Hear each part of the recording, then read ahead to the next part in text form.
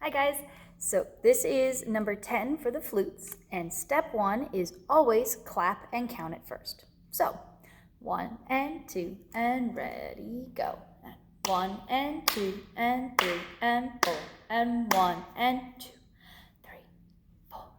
1 and 2 and 3 and 4 and 1, 2, 3, 4. Now this here is a repeat sign, right here. This is a repeat sign. It means go back to the beginning and do it a second time. Now, we're going to do the show and tell, and during the show and tell, we will do that repeat sign. Set your fingers. Okay. 1 and 2 and ready, go. And B flat, B flat, B flat, B flat, C, 2, 3, 4.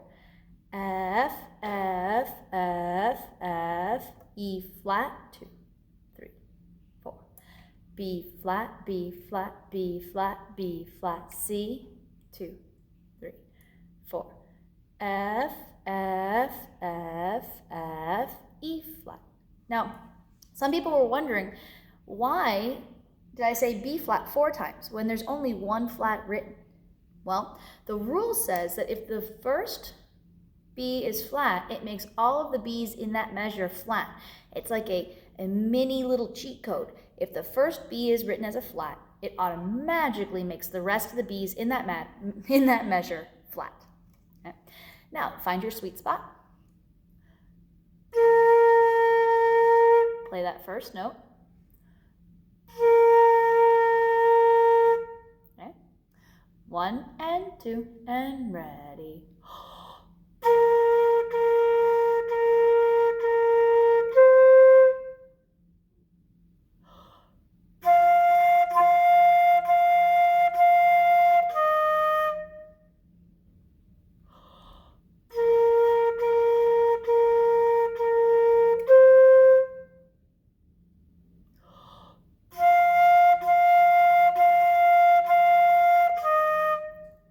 And that's number 10.